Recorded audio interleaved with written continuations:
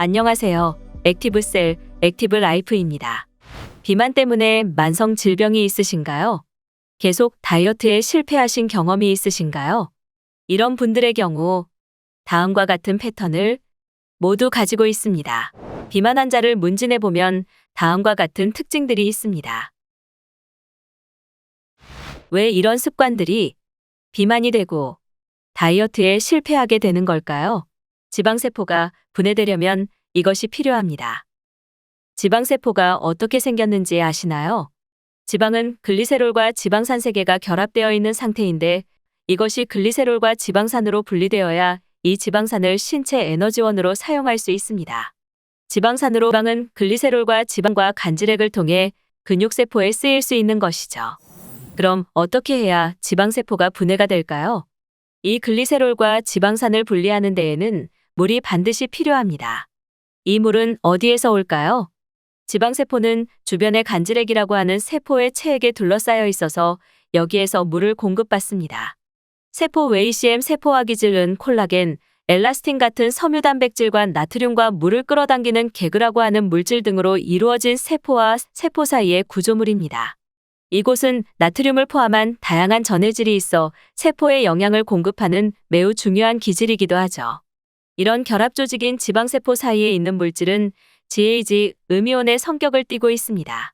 그래서 양이온인 나트륨을 끌어당기는데 나트륨은 물과 같이 오므로 결국 지방산 세 개와 글리세롤로 분해가 되는 것입니다.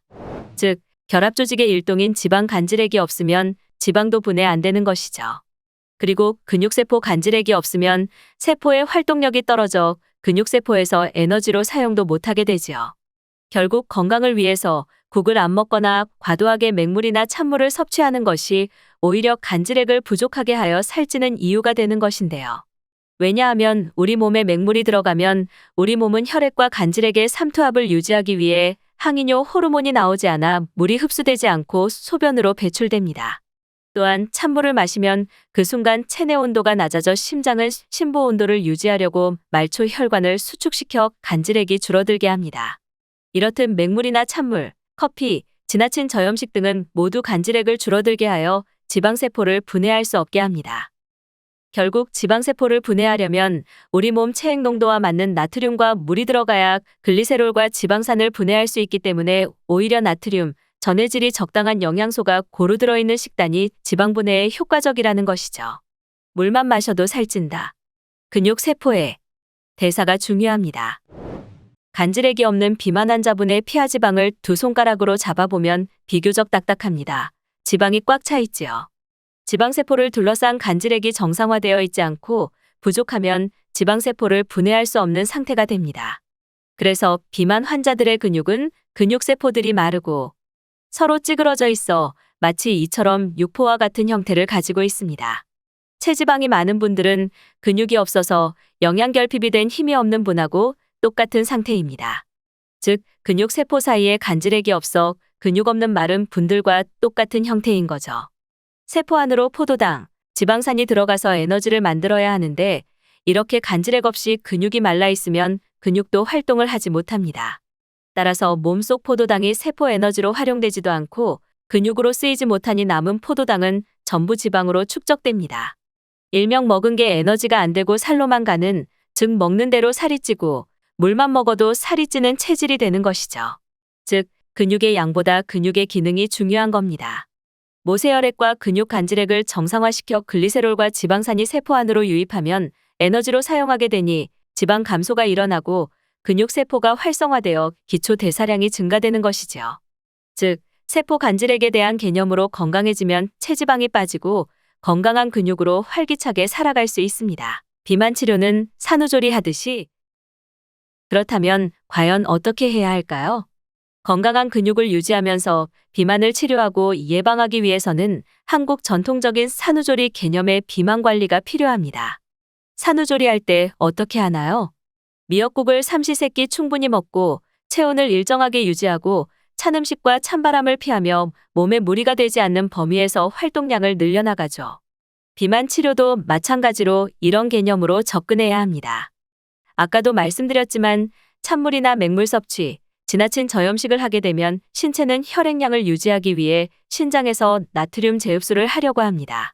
결과적으로 알도스테론 호르몬이 증가하게 되어 세포 건강에 부정적인 영향을 끼치게 되죠. 그래서 국은 체액과 비슷한 전해질 미네랄, 염분, 수분을 모두 고르게 공급받을 수 있는 최고의 간질액 공급액과 같습니다. 지방이 분해되기 위한 수분을 공급해주고 세포 건강에 필수적인 간질액을 활성화시켜주기 때문에 육포된 근육을 정상적인 근육으로 만들어줍니다. 간질액이 없으면 위기능이 떨어져 아침에 배가 고프지 않지만 육포 근육이 회복되면 위장 운동을 정상화시킵니다. 또한 고강도 운동은 체력 소모, 탈진을 초래하기 때문에 근육이 회복되기 전인 초기부터 육포된 근육으로 무리하게 강도 높은 운동을 하면 포도당, 수분만 빠져나가기 때문에 효과가 없습니다. 초기에는 오히려 근육이 회복될 때까지 충분히 쉬어주는 것이 도움이 됩니다. 그 후 개인별 몸의 상태에 따라 산책부터 단계별로 운동을 해나갈 때 체력 강화, 혈액량 유지, 만성질환 예방과 치료 등에 효과적일 수 있습니다. 체중 감량 대한 목표를 두고 하게 되면 목적이 달성 못하면 다시 무너집니다. 목표가 아니라 일정하고 규칙적인 항상성 유지 건강 시스템을 만드세요. 아주 작아 보이지만 올바르고 규칙적인 좋은 생활 습관으로 건강 시스템을 만들면 처음에는 효과가 아주 미미해 보여도 매일 1%씩 좋아지면 몇 개월 몇 년 뒤에는 아주 건강해졌다는 것을 알게 될 것입니다. 비만 치료에는 여러 가지가 있겠지만 간질액이 기본이 되어야 합니다. 결국 중요한 사실은 많이 먹어서 살이 찌는 게 아니라 간질액이 없어서 살이 찐다는 사실입니다. 지방세포는 나트륨과 물을 통해 분해되지 않으면 지방세포로 머물 수밖에 없기 때문이죠. 나트륨과 물이 포함된 간질액이 정상화되어야 지방세포가 분해되고 물질 이동이 일어나고 근육세포로 포도당, 영양소가 들어가 제 기능을 하게 됩니다.